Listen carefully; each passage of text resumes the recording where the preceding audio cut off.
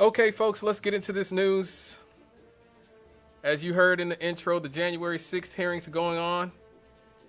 House investigators are trying to make a methodical case that President Donald Trump's lies about the 2020 election led directly to his supporters' insurrection at the U.S. Capitol on January 6, 2021.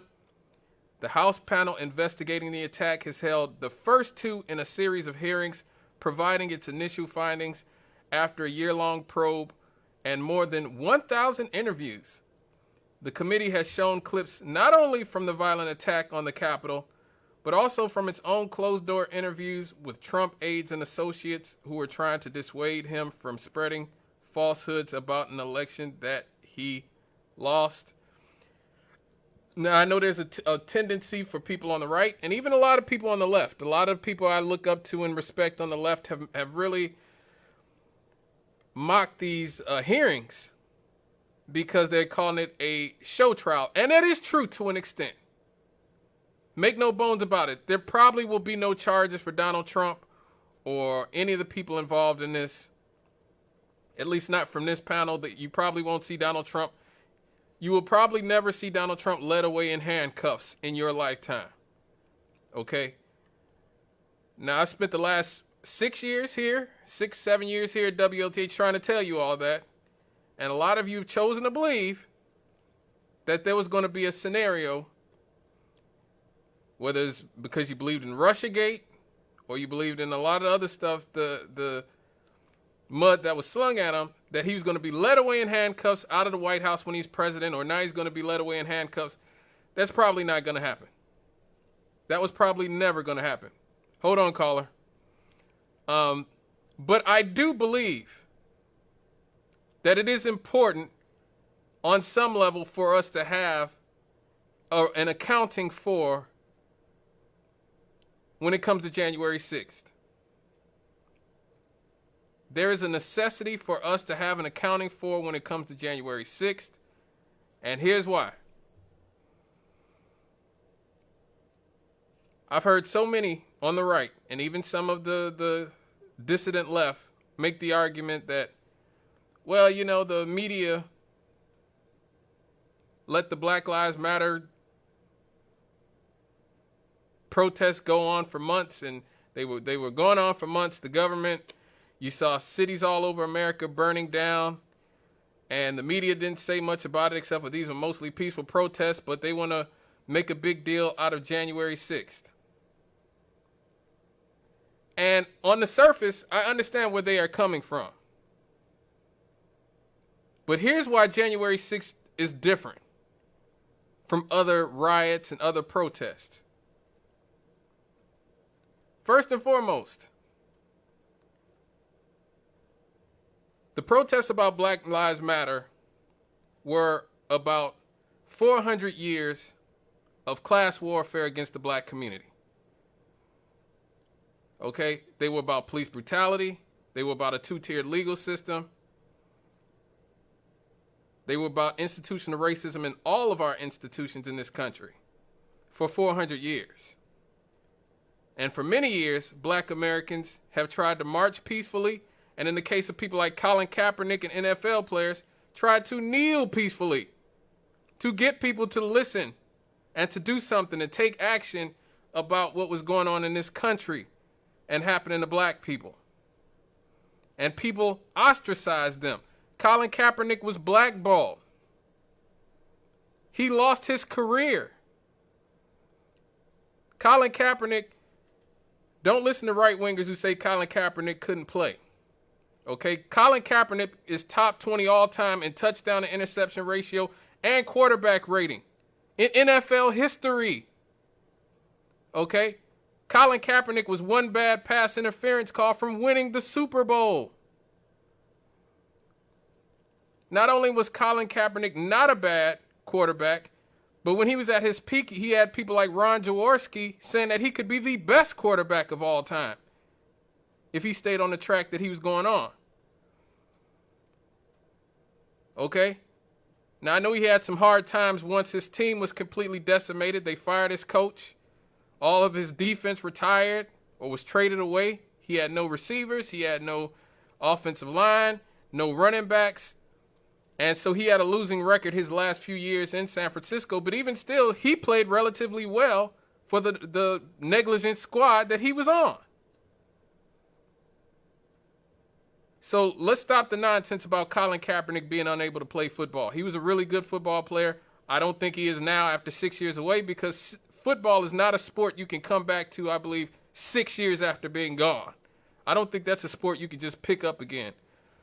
Had he been playing in Canada or in the new USFL or in arena football, I would have more faith in his ability to make a comeback into the NFL. But at this point, I think it's probably too late. He's deep into his 30s at this point. I believe he's 32 or 33 years old. He was 26 or 27 when he left. So he's in his 30s now, solidly in his 30s. I think it might be time to, to pack it in. But this isn't about football talk.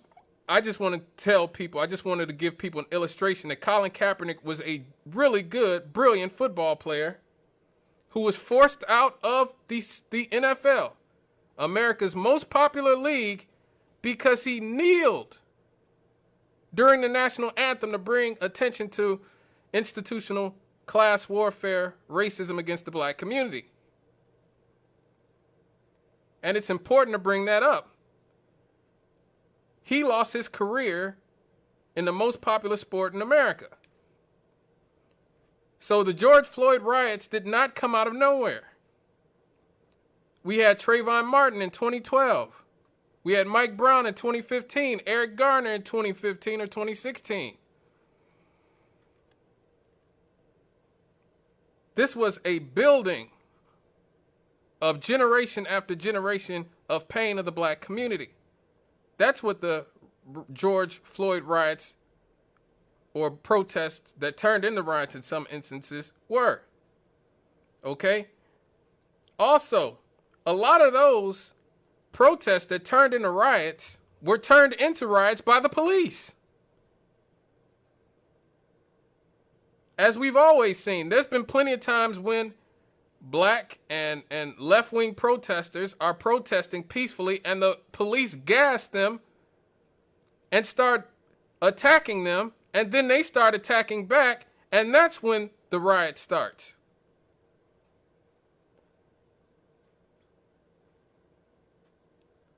That's what you see in a lot of those riots. You saw the police antagonizing purposely those left-wing protesters and a lot of those black protesters for the purpose of getting a riot out of them. We saw Donald Trump in 2020. We saw him actually have an undeniably unviolent, peaceful protest, gassed. He had a peaceful protest gassed across from the White House so he could take a photo op. The man wanted to take a photo op with a Bible at a church, and he had the people gassed. They weren't even being violent, and even right-wingers are not claiming that they were violent. And they were still gassed. So don't count out the government's ability to manufacture a riot when there hasn't been a riot either. Now, January 6th is unprecedented. There's never been anything like January 6th. In the history of this country, and I've never seen anything like January 6th in any other first world country. Show me where in a first world country, protesters made a plan to attack the most powerful government building in a country, in their country, right? For the purpose of overturning a democratic election. Because that's what the purpose of January 6th was, to overturn a democratic election. These people were not rioting because they were mad about hundreds of years of slavery and Jim Crow and a two-tiered legal system that manifests itself to this day. They were mad because they lost an election and an unscrupulous con artist riled them up and turned them loose. Now, anybody who listens to this show knows I am no fan of the Democratic Party. I am no fan of liberals whatsoever. I tend to believe, like Malcolm X did, that they are also often the more dangerous of the Democrats and the Republicans because they are pretending to be our friend. They are smiling in our face and stabbing us in the back. Malcolm X essentially likened them to the fox and the Republicans to wolves. The right wing are overtly scary and hostile to black people. The left wing pretends to be black people's friends. And so you get comfortable with them, and then they eat you like the fox. I'm not a believer black people have any friends, not politically in this country. No. So I'm not here to carry water for the Democratic Party. I have no doubt that on some level they are grandstanding and are using this trial because they are historically unpopular. They are historically unpopular, the Democratic Party is, and are likely to get completely shellacked in November in the elections. That's why I believe they had that Supreme Court opinion leaked on Roe v. Wade so that they could start raising money and getting people ginned up and excited to vote for them in November, because it looks like it's going to be a bloodbath for the Democratic Party. And I have no doubt that they are using this on some level to grandstand and try to improve their political fortunes. That does not mean that this is no big deal whatsoever.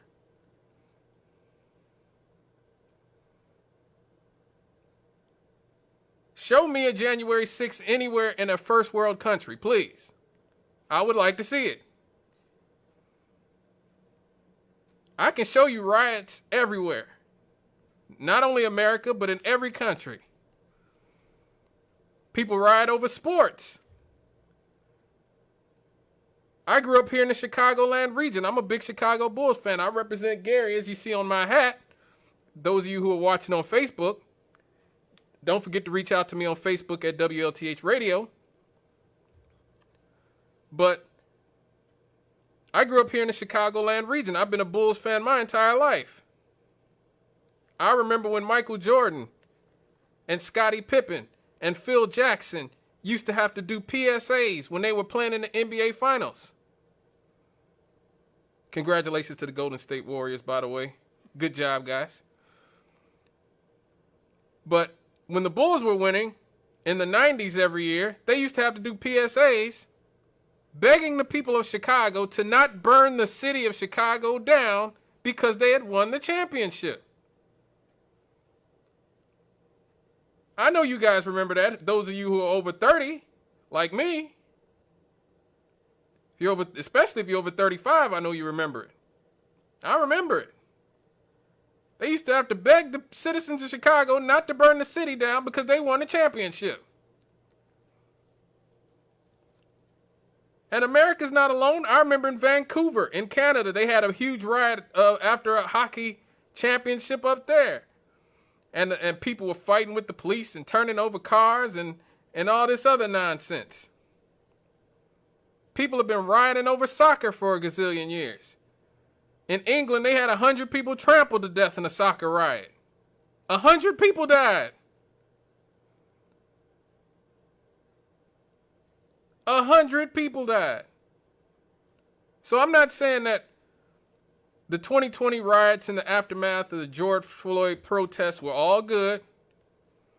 If you go back to the archives of the show, me and the Rev talk about how there were chaos agents, especially in places like Portland and Seattle, who had zero political intentions and were just there to sow chaos and start violence and steal.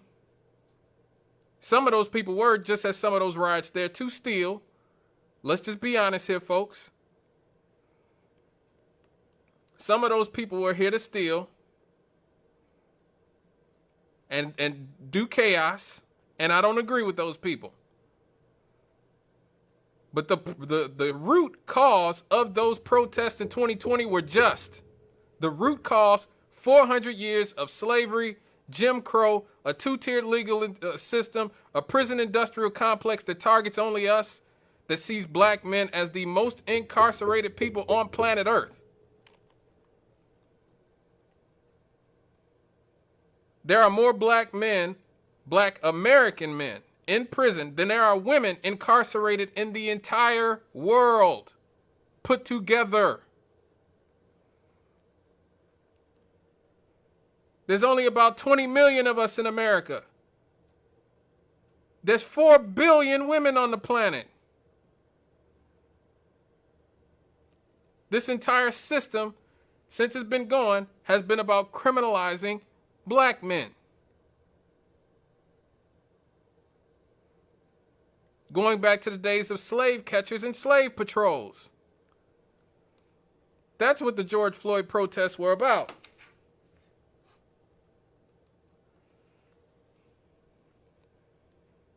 January 6th was about overturning a democratic election. That's the difference. Overturning a democratic election. And for a lot of my leftists out there who just would, because you hate liberals, and I know they're easy to hate, okay? There's a lot to hate about liberals in this country. Especially the sort of New York Times, Hollywood variety. I understand. I can't stand them either. I think they are a hindrance on the left. They are a drain on the left. And we have to separate ourselves as the left from a lot of these liberals because they are not good for the working class. They are not good for the poor. They are just there to force their cultural agendas on people. That being said, do not let your disdain for liberals give cover to these dangerous, dangerous people who are perpetrating January 6th. These people are legitimately dangerous. The Oath Keepers and the Proud Boys and a lot of these groups, these people are literally getting ready. The Patriot Front, all these people, they are getting ready for war. Legitimately getting ready for war. And while we trying to take guns out of people's hands, they're buying up as many guns as they possibly can to go to war. With you. Yes, with you. That's who they are trying to go to war with. They are not here to make friends with you. They are not here to protest the corporate state or the capitalist system, this exploitative capitalist system with you. They are not here for that. They are here to go to war with you, buddy. You better believe that. That's what they're here for. Let me go to this caller real quick.